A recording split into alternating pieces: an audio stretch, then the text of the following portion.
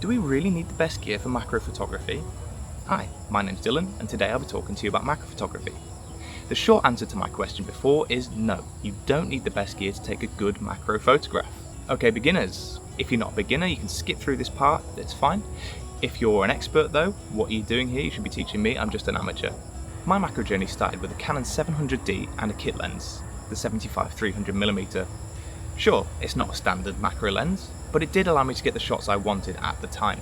I could stand away from the subject and zoom all the way in just to get that close-up shot of my subject. Point is, that's where I started. Having big and bulky equipment like the telephoto lens allowed me to learn that macro photography isn't all about the gear. A majority of macro photography is about the scene, the lighting, and the technique. It's not so much about gear. While gear can be important, it's not everything. You can have some of the best gear in the world, but as long as the lighting's not correct, your photograph will probably be okay at best. My 700D had a built-in flash, but it still allowed me to get shots like this one, or this one. Okay, firstly, having the best gear isn't everything, but having some gear is a good start. You can pick up cheap macro gear in almost any photography shop now. My first proper macro lens was a Tamron 60mm I believe, and it only cost a couple of £100. This basic lens upgraded my macro photography tenfold because it allowed me to put less effort into getting the shot. It's not that I couldn't get these shots before I got the lens, it's that having this lens made it so much easier to get the shots that I wanted. I no longer had to stand far away and zoom in with my telephoto lens. I could just get in, take the shot and go. Now since we're already talking about gear, let's talk about flashes. While not mandatory, having a flash allowed me to take better macro shots before anything else. For example, when I started using the flash, I could use an f-stop that allowed for more depth, and I could use a lower ISO, this is really important. A lower ISO, which meant that my photos were also not as noisy. In addition, the flash freezes your subject on your sensor so that it looks cleaner than it would have done if you didn't have a flash on. Now, cheaper cameras will usually have a built-in flash because they're targeted at people that haven't yet specialised in photography at all yet.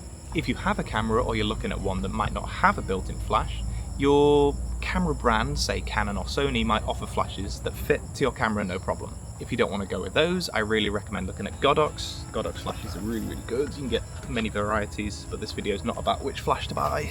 But really it's all down to your preference. Next up, for those that genuinely can't afford a macro specific lens, worry not. You can get one of these things here. It's a very, very cool little piece of equipment. This is a Raynox macroscopic lens adapter, and you can mount it at the front of your camera lens.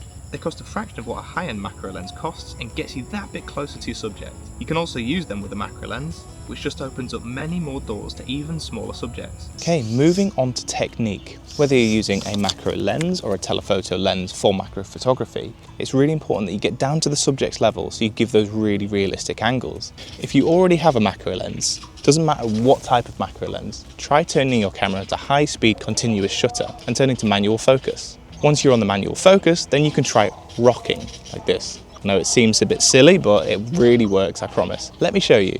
You get your camera, make sure it's on manual focus. You find your subject. It can be any subject when you're practicing, don't worry.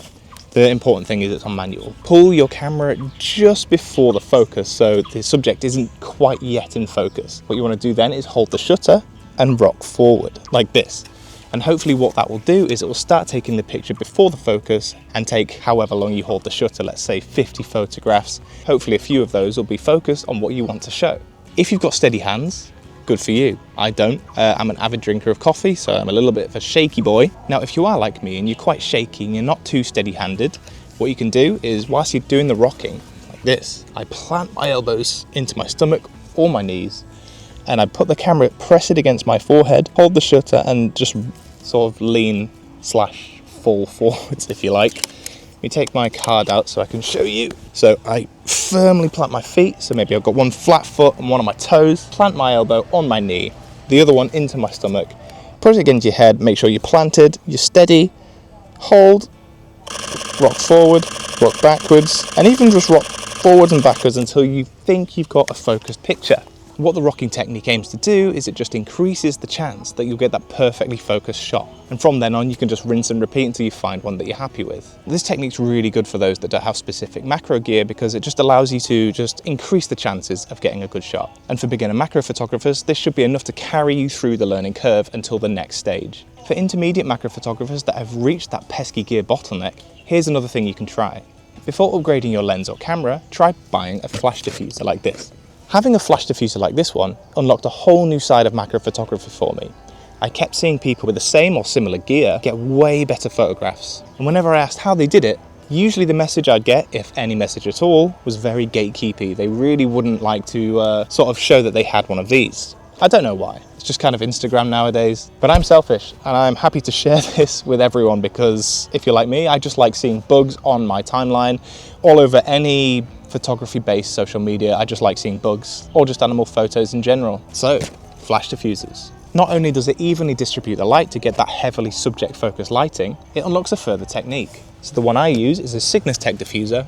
Look him up on Instagram, he's great, he's really helpful. There are others, but I really like this one. This came heavily recommended by some huge macro photographers in the game. Diffusers like this one are built with one thing in mind, and that is macro photography. Specifically invertebrates, small mushrooms, flowers, etc. By now, you're probably familiar with a rocking technique to get that perfect shot. But what if I told you you could use this rocking technique to get a shot so insanely detailed, it almost ruins the macro game entirely for you? The technique that I'm talking about is photo stacking. No, I'm not joking either. Photo stacking is the bane of my life. I love a good run and gun sort of style of photography, but I love the result that photo stacking gives even more. For those unfamiliar, photo stacking, put simply, is taking lots of different photographs of a subject of different focal points and just stacking them together. It sounds simple, also sounds a bit complex. It's both, neither of those things. This, when done correctly, will create a highly detailed image, like next level high detailed image. One downside of this is it takes lots more post-processing and can fail. I've had many of mine fail. It's very annoying when you find the perfect subject. You've taken all these pictures, but you've missed maybe 2 focal points. You get home and you stack it, and it's got like missing focus, I guess. I can show you an example of one of these now. There's a rainbow beetle here back home. You can see it's blurry around some of the body. It's just because I missed a couple of focus shots. But how do we do photo stacking? It's easy. We already know. You take the rocking technique we just talked about. So this one, obviously a bit more careful and gentle when you're doing it. You take all of the pictures you took during that rock, so maybe the 20 to 30 pictures from start to finish. You go through them, pull out any of the pictures that have zero focus, and just start from basically nose to tip of the subject if that's what you want, or nose to as far back as the head as you can. And you save all of those pictures into one file. Next, you will need some software. The software I use is Helicon Focus. It can be quite expensive for beginners, but you can use Affinity Photo. It is just as good, it just takes a little bit more effort to do that. The Affinity apps are far cheaper than any of the apps I use. It's cheaper than the Helicon Focus. It's cheaper than Lightroom. It's a one-time purchase, and that's really good. This day and age, a one-time purchase thing is something I miss dearly from the past. The rocking technique isn't the only way to photo stack. Now, if you've got a top-end camera, you may already have the ability to focus stack within the camera itself. Just look for the option of focus bracketing. If your camera does offer focus bracketing, get yourself a tripod, set up your bracketing settings, make sure that your lens is on autofocus, and finally, what I do as well is I put on a timer delay for the shutter. What that delay does is you press it, it waits 2 seconds, and by that time it should have stopped shaking from you pressing it to take an even better or a more highly focused picture. That's pretty much it from me today. I hope you learned something. The original question was, do you need the best gear to take a good macro picture? The answer is still no. But I hope you learned something from everything I've just been waffling on about, and I hope it helps you to take that picture that you've been looking for, really. And if it does, if anything helps, let me know in the comments. I won't go into post-processing that much because it's just a whole other thing. Though if you do want to see that, let me know. If you like this style of video, consider subscribing. I don't just do like tutorial videos, I do POV wildlife spotting, I do travel, I do sort of wannabe wildlife presenter stuff, whatever. If you like it, subscribe. All the animals are out now. I was shooting this POV video earlier, just before I was shooting this to finish it off. All of the bulbuls are in this tree. There's 2 5-coloured birds, like the Taiwan barbet, up there behind me. There's a snake just in there, and I got my macro lens on. Sod's law. And it's perfect for my average experience of wildlife photography. There's so many, Jesus, this music, can you hear this? It's so it's about a school 200 metres away. And it's just blasting copyrighted music. I don't even know if I can use this.